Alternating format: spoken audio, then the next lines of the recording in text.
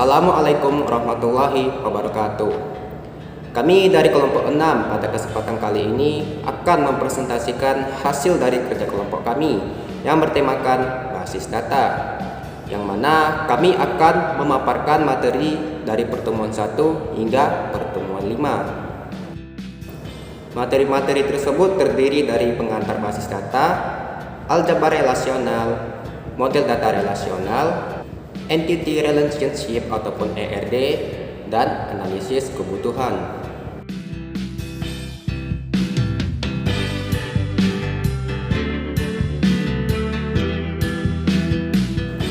Baik, langsung saja kita akan masuk kepada pembahasan materinya. Baik, untuk pembahasan materi pertama itu ada pengantar basis data. Nah, poin ini akan dijelaskan dan dipaparkan oleh Dini Puri. Assalamualaikum warahmatullahi wabarakatuh. Saya Dini Puri dari anggota kelompok 6. Di sini saya akan membahas pada materi basis data. Nah, basis data adalah kumpulan data yang saling berelasi atau himpunan kelompok data yang saling berhubungan yang disimpan secara bersama tanpa pengulangan yang diorganisasikan sedemikian rupa sehingga kelak dapat dimanfaatkan dengan cepat dan mudah untuk memenuhi berbagai kebutuhannya. Nah, tujuan dari basis data ini yang pertama mengatur data sehingga diperoleh kemudahan, kecepatan dalam pengembalian kembali. Yang kedua itu tidak adanya redundansi dan menjaga konsisten data. Ketiga, pengaturan dalam pemilihan data sesuai dengan fungsi dan jenisnya. Dan manfaat basis data ini ada kecepatan dan kemudahan, kebersamaan pemakaian, pemusatan kontrol data, efisiensi ruang penyimpanan, keakuratan, ketersediaan, kelengkapan, keamanan, dan kemudahan dalam pembuatan program aplikasi baru dan juga untuk user view. Nah, pada penerapan basis data ini ada di perbankan, rumah sakit, pendidikan, dan swalayan atau online store. Pada perbankan ini, basis data digunakan untuk menyimpan dan mengelola informasi tentang nasabah, transaksi pinjaman, kredit, dan layanan perbankan lainnya. Kalau di rumah sakit, peran penting dalam mengelola informasi medis, pasien, riwayat kesehatan, dan manajemen rumah sakit. Di pendidikan itu, basis data digunakan untuk menyimpan informasi tentang siswa, guru, kurikulum, dan administrasi. Dan digunakan untuk menyimpan dan mengelola informasi produk pesanan, pelangganan, pengiriman, dan pembayaran. Nah, sekian dari pembahasan pada basis data ini, dan pada materi selanjutnya akan dibahas oleh kawan saya. Assalamualaikum warahmatullahi wabarakatuh.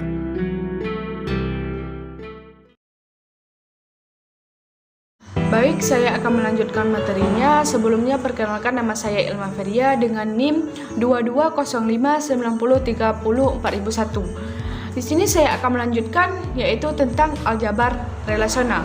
Apa itu aljabar relasional? Aljabar relasional merupakan bahasa query yang digunakan untuk memanipulasi data dalam basis data relasional. Kemudian aljabar relasional ini dia juga berfungsi untuk mendefinisikan operator yang mengubah satu atau lebih relasi masukan menjadi relasi keluaran.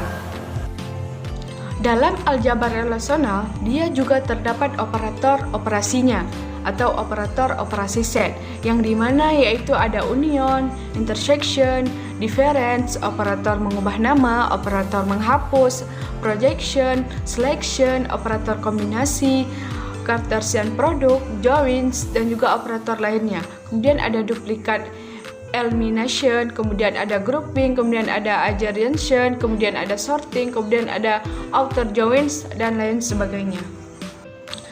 Pada aljabar relasional, dia juga terdapat operator operasi set ini, yang dimana dia adalah anggota relasi ini, dia berupa set atau himpunan. Dia bisa berupa union, intersection, difference. Operator operasi set ini dia hanya bisa diaplikasikan pada relasi yang atributnya identik seperti sama jumlah atribut, sama nama dan juga sama domain. Pada slide berikutnya yaitu terdapat beberapa contoh. Yang pertama ada union ataupun gabungan. Tujuannya di sini kita akan menggabungkan tabel mahasiswa ini dengan tabel pasca sarjana. Dapat dilihat setelah kita gabungkan tabel tersebut, hasil dari relasi keluarannya menjadi satu buah tabel dari dua tabel. Dapat dilihat pada contoh berikut. Contoh kedua yaitu tentang intersection ataupun irisan. Kan dapat dilihat pada slide yaitu terdapat dua buah tabel yaitu tabel mahasiswa dan juga tabel pasca sarjana. Jadi irisan ini bisa dikatakan yaitu memiliki data yang sama. Misalkan di tabel mahasiswa ini juga terdapat datanya di tabel pasca sarjana. Jadi setelah kita analisis, jadi hasilnya atau outputnya yaitu mahasiswa irisan pasca sarjana yaitu nomor mahasiswanya S1, namanya Mita, dan bidang minatnya SI. Kemudian data yang kedua yaitu ada S2 dengan nama Putri dan juga bidang minatnya RPL. Kemudian contoh yang ketiga ada difference ataupun selisih. Selisih ini bisa dikatakan dia berbeda dengan yang lain. Di sini dapat kita lihat yaitu mahasiswa, ada tabel mahasiswa dan juga tabel pasca sarjana. Jadi tabel ini bisa kita ibaratkan dengan himpunan. Jadi himpunan mahasiswa dan juga himpunan mahasiswa. Jadi selisih ini adalah dapat kita lihat adalah dapat dilihat selisih dari himpunan tersebut berbeda dengan selisih A dengan selisih B. Di sini terdapat satu buah data yang berbeda dengan himpunan keduanya, yaitu pada tabel pasca sarjana, yaitu S4 dengan nama Fatih dan juga bidang minatnya jaringan. Baik, contoh selanjutnya yaitu ada rename ataupun mengubah nama. Di sini terdapat dua buah tabel. Yang pertama ada tabel mobil, tabel sepeda motor. Nah, kemudian kita ubah nih, tabel mobil ini kita ubah menjadi alat transportasi. Begitu juga dengan sepeda motor, kita ubah menjadi alat transportasi. Dan setelah kita ubah namanya atau nama tabelnya, kita unionkan nih atau kita gabungkan tabel tersebut menjadi satu buah tabel. Dan kemudian setelah kita gabungkan, kita lihat nih, hasilnya yaitu terdapat dua buah tabel, yaitu alat transportasi mobil kita unionkan dengan sepeda motor. Alat transportasi sepeda motor tadi kita unionkan dengan mobil tersebut, yaitu dapat dilihat yaitu yang pertama ada Avanza warnanya hitam, kemudian Kijang warnanya silver, kemudian Kijang warnanya kuning, kemudian Brio warnanya merah, kemudian Beat warnanya merah dan juga Nmax warnanya biru, kemudian Nmax juga berwarna hitam dan juga Scoopy berwarna putih. Mungkin hanya ini presentasi yang bisa saya sampaikan. Untuk materi selanjutnya akan dijelaskan oleh kawan saya.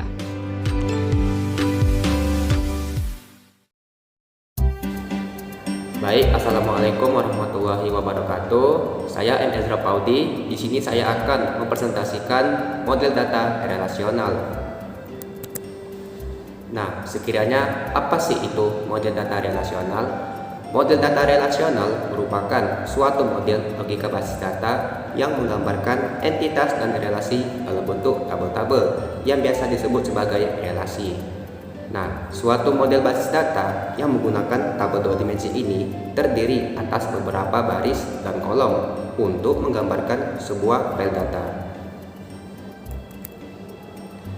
Selanjutnya yaitu terdapat pemodelan data dengan model data relasional menggunakan diagram Entity Relationship ataupun ERD, menggunakan beberapa simbol utama, yakni ada kotak persegi panjang untuk entitas, ada ellipse untuk atribut, ada diamond untuk relasi, dan yang terakhir ada arus data ataupun garis, yaitu untuk penghubung.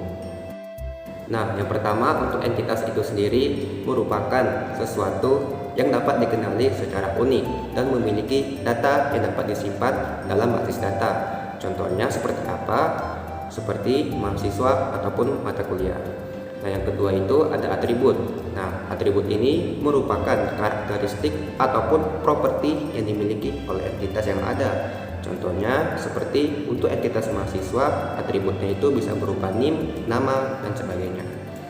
Yang ketiga itu ada relasi. Nah, relasi ini merupakan hubungan antar entitas satu dengan entitas yang lainnya. Nah, dalam basis data relasional, hubungan ini dipresentasikan melalui tabel yang saling terhubung. Nah, untuk contohnya sendiri itu terdapat relasi antara tabel mahasiswa dan mata kuliah melalui atribut yang ada. Nah, untuk poin pembahasan berikutnya ada tahap pembuatan ERD awal. Nah, dalam tahap pembuatan ERD awal ini patut kita perhatikan beberapa hal. Yang pertama, untuk mengidentifikasi dan menetapkan seluruh himpunan entitas yang akan terlibat. Yang kedua, menentukan atribut-atributnya seperti atribut key dan dari masing-masing himpunan entitas yang ada. Nah, yang ketiga itu untuk mengidentifikasikan dan menetapkan seluruh himpunan relasi di antara himpunan entitas yang ada beserta foreign key-nya. Nah, yang keempat itu menentukan derajat dan kardinalitas rasio relasi untuk setiap himpunan yang berelasi.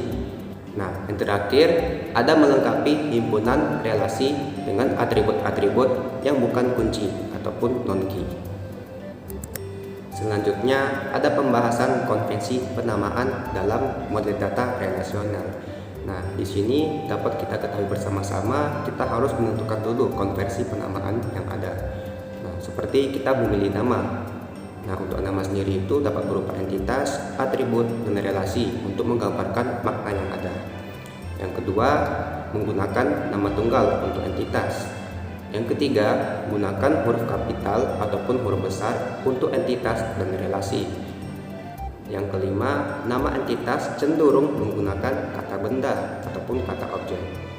Nah, dan yang terakhir, nama relasi cenderung menggunakan kata kerja.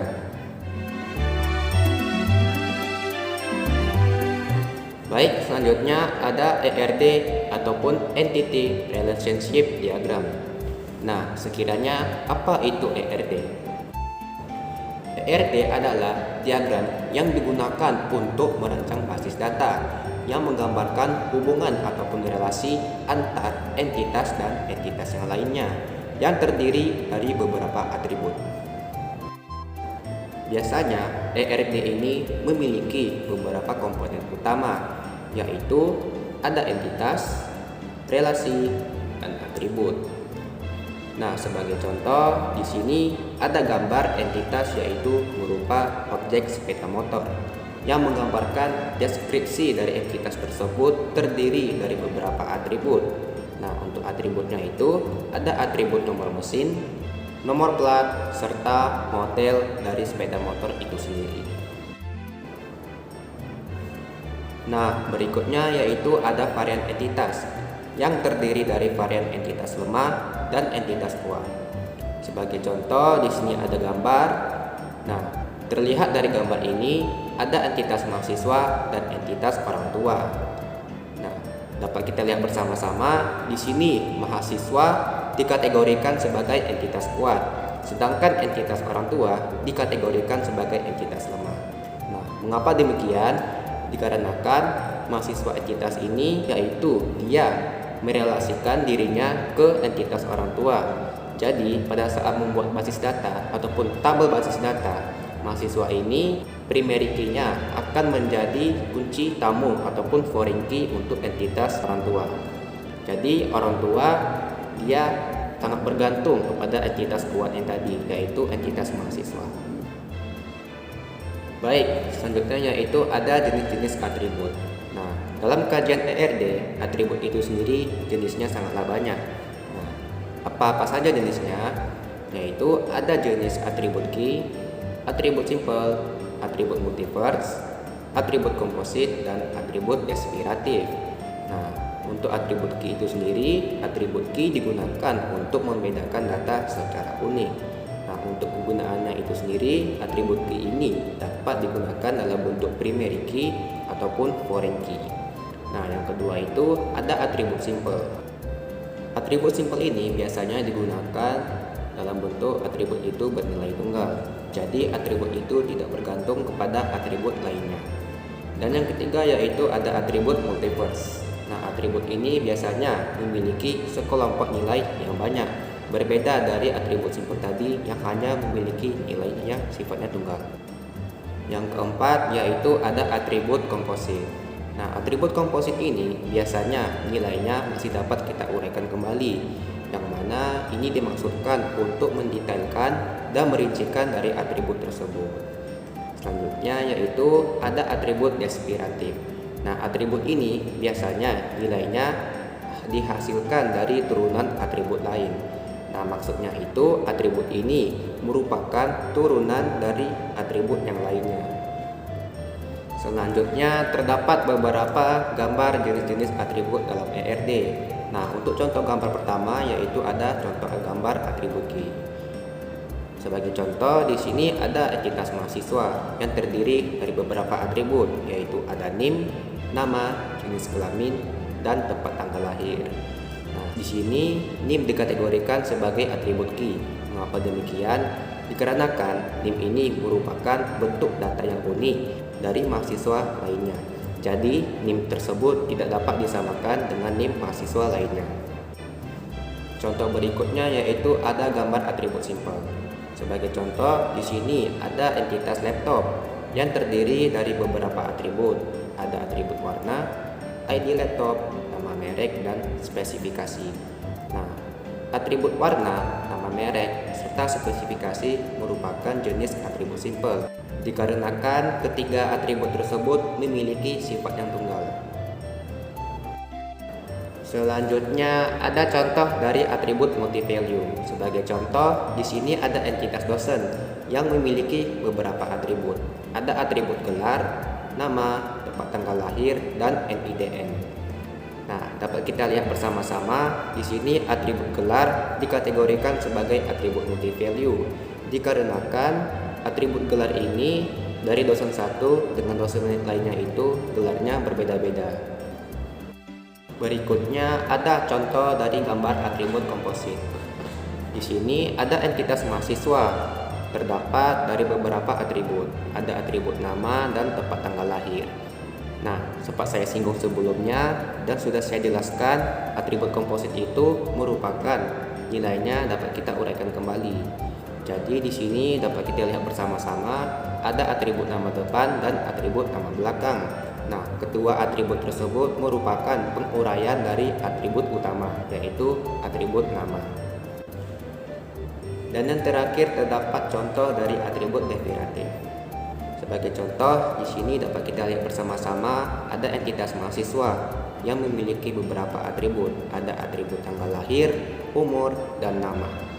Nah, atribut umur ini dikategorikan sebagai atribut derivatif, dikarenakan atribut tersebut merupakan turunan dari atribut lainnya dari entitas mahasiswa, yaitu atribut tanggal lahir. Baik, selanjutnya yaitu ada kajian konektivitas ataupun kardinalitas dalam sebuah ERD. Nah, kardinalitas dalam sebuah ERD menggambarkan beberapa jumlah satu entitas berelasi dengan entitas lainnya. Nah, kardinalitas itu sendiri terbagi atas 3 macam, yaitu ada one to one, one to many, dan many to many. Oke. Berikutnya terdapat gambar contoh dari one to one dalam sebuah ERD. Nah, di sini dapat kita lihat bersama-sama terdapat beberapa entitas, yaitu ada entitas mahasiswa dan entitas KRS yang diisi beberapa atribut. Nah, mahasiswa ini hubungannya kepada entitas KRS yaitu mengisi KRS yang ada di objek entitas KRS. Nah, entitas masing-masing ini merupakan entitas kuat dikarenakan hubungannya itu satu ke satu. Jadi antara entitas lain dengan entitas yang satu itu tidak ada bergantung pada entitas yang lain. Yang dimaksud di sini ialah tidak ada entitas lemah. Selanjutnya ada contoh gambar dari one to many dalam sebuah ERD. Nah, one to many ini hubungan satu entitas yaitu hubungannya banyak. Yaitu di sini dapat kita lihat bersama-sama ada entitas rumah sakit dan entitas pasien yang terdiri dari beberapa atribut. Nah, sebagai contoh di sini rumah sakit merelasikan entitasnya ke entitas pasien. Nah, rumah sakit tersebut memiliki kunjungan pasien yang berkunjung kepada rumah sakit tersebut. Nah, jadi rumah sakit ini merupakan entitas kuat, sedangkan entitas pasien yaitu merupakan entitas lemah. Nah, jadi entitas pasien ini sangat bergantung pada entitas utamanya, yaitu rumah sakit. Dan yang terakhir, terdapat contoh gambar dari many to many dalam sebuah ERD. Nah, many to many ini kan hubungannya banyak ke banyak. Ya, jadi di sini terdapat contoh ada entitas mahasiswa dan entitas proposal penelitian yang masing-masing dari entitas tersebut diberikan logo kardinalitas M dan N. Nah, ini dimaksudkan untuk menjelaskan bahwa mahasiswa tersebut menyelesaikan proposal penelitian yang ia kerjakan. Jadi, di sini mahasiswanya tidak hanya satu, melainkan ada banyak. Nah, begitu pula dengan proposal penelitian yang dikerjakan mahasiswa. Nah, proposal penelitian tersebut tergantung apa yang dikerjakan mahasiswa itu. Jadi, proposal penelitian ini tidak hanya satu contoh jenisnya, melainkan ada banyak, tergantung dari mahasiswa tersebut. Nah, selanjutnya kita masuk dalam kajian supertype dan subtype dalam sebuah ERD. Nah, supertype dan subtype ini digunakan dalam pemodelan ERD untuk mendetailkan ataupun merincikan dari entitas yang ada. Nah, supertype ataupun subtype itu sendiri terbagi atas dua macam, yaitu ada spesialisasi dan generalisasi. Nah, di sini terdapat contoh dari spesialisasi berupa entitas guru. Nah, entitas guru ini merupakan entitas utama yang terdiri dari beberapa atribut. Ada tanggal gajian, NIP, nama, nomor HP, serta alamat guru tadi. Nah, entitas guru ini merupakan entitas utama dalam sebuah spesialisasi. Jadi, dapat kita rincikan kembali menjadi beberapa jenis, yaitu ada entitas guru tetap dan entitas guru tidak tetap yang terdiri dari beberapa atribut. Nah, ini dimaksudkan agar kita dapat mengetahui bahwasanya dalam sekolah tersebut terdapat guru tetap maupun guru tidak tetap. Baik, yang kedua terdapat contoh dari generalisasi. Nah, di sini dapat kita lihat bersama-sama ada entitas mahasiswa yang terdiri dari beberapa atribut, yaitu ada atribut tanggal lahir, NIM, nama, jenis kelamin, dan alamat. Nah, di sini entitas mahasiswa merupakan entitas utama yang kita rincikan kembali, yaitu ada entitas mahasiswa KIP dan mahasiswa biasa. Nah, ini dimaksudkan agar kita dapat mengetahui bahwasanya dalam sebuah universitas ataupun pendidikan perguruan tinggi terdapat dari beberapa mahasiswa, yaitu ada mahasiswa penerima KIP dan mahasiswa biasa. Nah, akan tetapi dalam contoh generalisasi dalam sebuah ERD, entitas yang kita rincikan kembali tidak memiliki atribut. Nah, itu merupakan contoh dari subtype generalisasi. Berikutnya terdapat poin analisis kebutuhan. Nah, poin ini akan dipaparkan dan dijelaskan oleh rekan saya.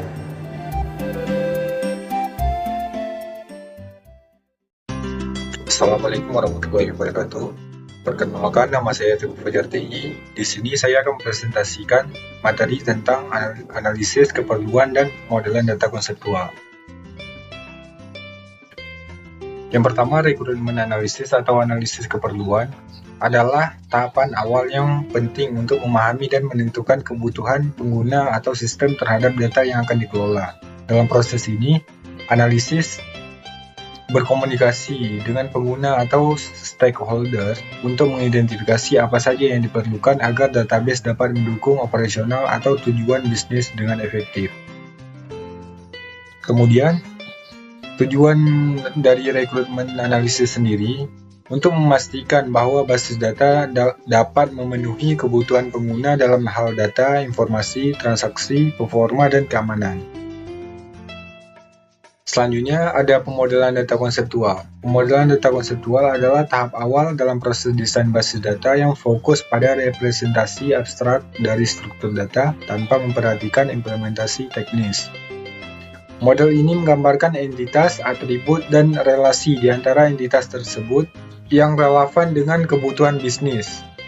Biasanya pemodelan ini dilakukan menggunakan Entity Relationship Diagram atau biasa disingkat ERD untuk memberikan gambaran umum mengenai data yang akan diolah tanpa terikat oleh sistem database tertentu.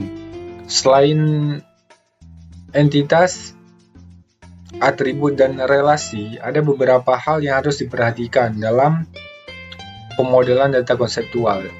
Salah satunya yaitu relasi redudan, yaitu relasi yang tidak perlu atau bisa dihilangkan tanpa kehilangan informasi penting. Sebagai contoh, di sini terdapat 3 entitas dan 3 relasi, yaitu entitas mahasiswa, mata kuliah, dan dosen. Kemudian relasi mengambil, diajarkan, dan dibimbing. Nah, pada relasi antara mahasiswa dan dosen, ini dapat dihilangkan tanpa kehilangan informasi penting. Karena relasi antara mahasiswa dan dosen dapat kita ketahui melalui relasi antara mahasiswa dan mata kuliah dengan dosen. Kemudian, derajat relasi. Derajat relasi merujuk pada jumlah entitas yang terlibat dalam suatu relasi. Ada binary untuk 2 entitas dan ternary untuk 3 entitas. Sebagai contoh, ada 2 entitas untuk derajat relasi binary dengan 1 relasi. Kemudian, pada derajat ternary terdapat 3 entitas, yaitu mahasiswa, dosen, dan mata kuliah, dan dengan relasi diajarkan oleh dan dalam. Nah, pada derajat ini kita dapat mengubahnya menjadi relasi binary apabila mahasiswa, dosen, dan mata kuliah dapat direlasikan menggunakan satu relasi saja. Kemudian ada view integration. View integration adalah proses menggabungkan berbagai perspektif atau view dari pengguna yang berbeda untuk menciptakan satu skema global yang konsisten, lengkap, dan tidak redudan. Setiap view pengguna seringkali memiliki fokus dan istilah yang berbeda. Sehingga integrasi ini diperlukan agar skema akhir dapat memenuhi kebutuhan semua pihak secara efektif. Nah, jadi ketika melakukan wawancara, kita dapat mendapatkan beberapa view. Dari beberapa view tersebut, terdapat beberapa perbedaan yang signifikan. Jadi kita perlu menyatukan menjadi satu dari beberapa view tersebut yang paling mendekati untuk mencapai semua tujuan. Kemudian tujuan dari pemodelan data konseptual ini adalah menggambarkan kebutuhan data secara jelas dan lengkap, serta menyediakan dasar bagi desain fisik basis data yang efektif. Baik, sekian dari saya. Untuk selanjutnya akan saya serahkan kepada moderator.